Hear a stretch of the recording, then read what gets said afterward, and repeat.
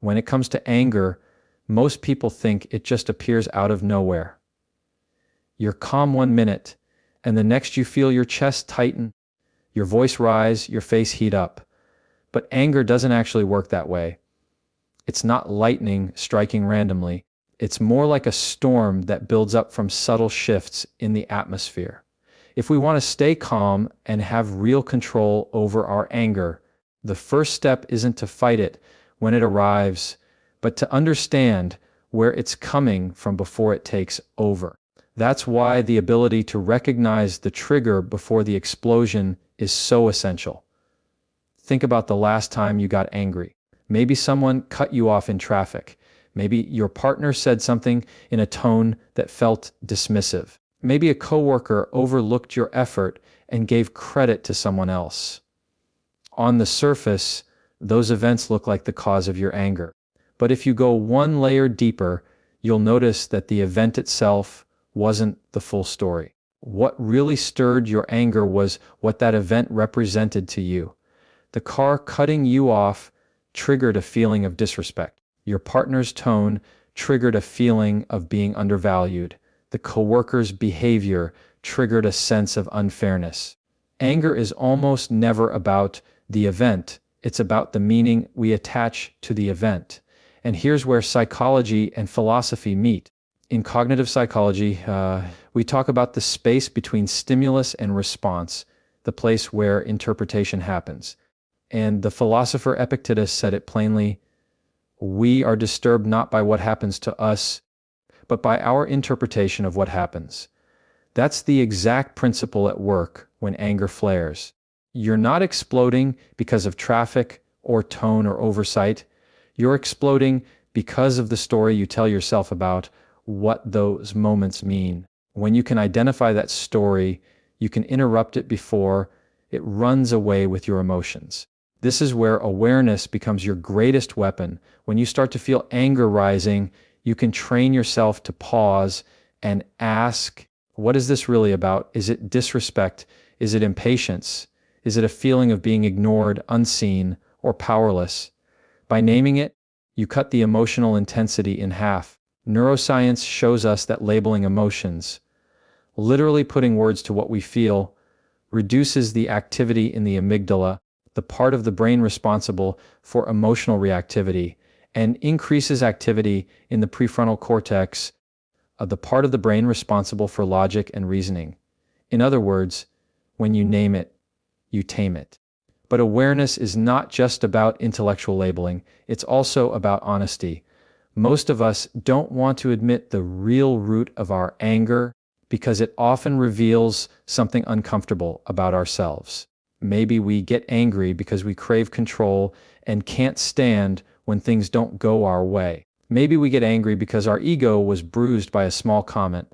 Maybe we get angry because deep down we feel insecure. That's not fun to admit.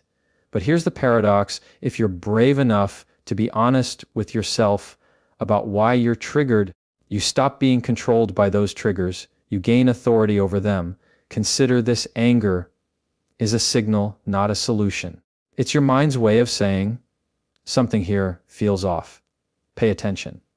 But too often we misinterpret the signal as a command. We treat anger like it's telling us what to do. Yell, slam the door, send the cutting text. In reality, anger is only pointing us toward something deeper that needs reflection. If you stop and ask, what is this signal trying to teach me? You move from being a prisoner of anger to being a student of it. And that shift alone changes everything. Now let's get practical. How do you actually do this in real time? It starts with slowing down. Anger wants speed. It thrives on urgency. That's why you feel like you have to react immediately. But if you force yourself to pause, even for just a breath, you buy yourself enough space to recognize the trigger. Imagine someone pushes your button with a sarcastic remark. Your first impulse is to snap back. Instead, take a single breath and silently ask yourself, what did that hit in me? You may realize it hit your need to be respected or your sensitivity to being underestimated. Suddenly, instead of just being angry, you're aware.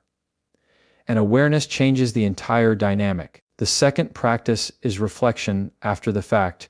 You won't always catch the trigger in the heat of the moment, and that's okay. What matters is that you build the skill. At the end of the day, take a few minutes to think back on the times you lost your cool. Ask yourself, what was the actual trigger? Was it really about what happened, or was it about how I interpreted it? This kind of reflection trains your brain to recognize patterns. And once you see the patterns, you'll start catching them earlier next time. Here's something else worth noting. Anger often disguises itself. It shows up as irritation, sarcasm, or impatience. You may not even realize you're angry because it comes out sideways. That's why recognition is a discipline. It requires constant checking in with yourself. What am I really feeling right now? What's under this sharp tone or heavy sigh? The more you practice this, the more fluent you become in your own emotional language. And fluency is power because it means you can translate your feelings before they erupt into actions you regret. This doesn't mean you'll never get angry again. Anger is part of being human. The goal isn't elimination, it's transformation. By recognizing your triggers, you turn anger from a destructive force into a guiding signal. You learn to catch it at its root, to strip it of its disguise, and to face it with clarity instead of chaos. That's what true control looks like. Not the absence of emotion, but the presence of awareness. So the next time you feel that familiar spark, the heat in your chest, the tension in your jaw, the words forming faster than your reason can catch them, remember, this anger is not the enemy. Unawareness is. If you can see the trigger before the explosion, you win half the battle before it even begins. And the closing thought I want you to carry with you is this: every trigger is an invitation to know yourself better. If you accept that invitation, you'll find that staying calm isn't about forcing yourself into silence. It's about choosing to rise above the story anger wants you to believe. Awareness gives you that choice, and choice is where true strength begins. If recognizing the trigger is the first step, then mastering the pause is the second. And this is where most people stumble, because the pause feels unnatural. When anger rises, everything in you screams for immediate reaction. Your body accelerates, your heart beats faster, your muscles tighten, your voice pushes to be louder. Anger wants movement. It wants release. And if you don't train yourself to pause, you'll hand over control to that surge every time. But the pause is where your strength lies. The pause is the doorway between reaction and response. Think about how many conflicts in your life could have been avoided if you had just waited 10 seconds before speaking. How many arguments with loved ones escalated simply because you fired back too quickly? How many bad decisions at work or in relationships were made because you let urgency win over clarity? The pause is not weakness, it's strategy. It is the decision to value peace over being right in the moment, to value clarity over chaos. Philosophers have long understood this. The Stoics, for example, practiced what they called the discipline of assent. It meant that just because an emotion or thought appeared, it didn't mean you had to act on it. You could delay, examine, and then decide. That is exactly what the pause is, delaying the action long enough for wisdom to have a seat at the table. And psychology backs this up. When you take a breath, count to 10, or remove yourself from the room, you are literally activating the parasympathetic nervous system, the part of your body designed to bring you back from fight or flight into balance. It may sound simple, just breathe, just pause, but what you're really doing in that moment is rewiring your relationship with anger. Because here's the truth: control doesn't come from suppression. Suppression just builds pressure. Control comes from redirection. By pausing, you're not denying anger, you're giving it a channel. You're saying, I see you. I hear you, but I'm not letting you drive. That choice, repeated again and again, builds the habit of self-control. Now let's make this practical. Imagine you're in a heated conversation. Your boss criticizes your work unfairly. Instinct tells you to defend yourself immediately, to interrupt, to snap back. But instead, you inhale deeply, exhale slowly, and in that short span you remind yourself, reacting will only feed the fire. That breath, though small, becomes a shield. You buy yourself enough time to choose words that protect your dignity without destroying the relationship. That's the power of the pause. Another scenario, you're at home and your child spills juice all over the floor after you've told them 3 times to be careful. Anger spikes, you want to shout. But instead, you walk out of the room for 30 seconds. You allow the surge to settle. When you return, you handle the situation firmly but calmly. That's not weakness. That's leadership.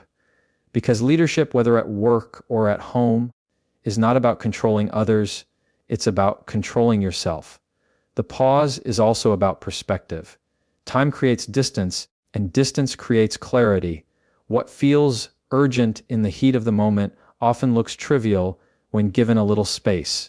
Think of the last argument you had where, a day later, you realized it wasn't worth the energy you poured into it. The pause brings that clarity into the present. It's like zooming out from the picture. You stop being trapped by the detail and start seeing the bigger frame. Here's where philosophy helps again. Marcus Aurelius, the Roman emperor and Stoic thinker, reminded himself daily, "You have power over your mind, not outside events. Realize this and you will find strength." That's what the pause affirms. You cannot always control what people say or do, but you can control whether you give them immediate access to your emotions. The pause is the boundary between your inner world and the chaos of the outer world. But let's be honest, pausing doesn't feel good at first. It feels like swallowing your pride. It feels like letting the other person win. It feels like weakness. That's why most people abandon it. Yet the paradox is this: the person who can pause has already won. Because the goal is not to dominate others with your reaction. The goal is to dominate yourself. That's the real victory. Anger might give you the illusion of power, but self-control is power in reality. And here's something worth noticing. Every time you practice the pause, you're not just managing a single moment, you're training your brain. Neuroscience calls this neuroplasticity. Every pause strengthens the neural pathways that support self-control, making it easier the next time. Over time, what once required conscious effort becomes second nature. You don't just react less, you become a calmer, steadier person overall. There's also a spiritual dimension to the pause. In almost every wisdom tradition, silence is seen as strength. The ability to be still, to not let emotions dictate your words, is considered a form of mastery. The pause is a modern expression of that ancient truth. It is silence as discipline, stillness as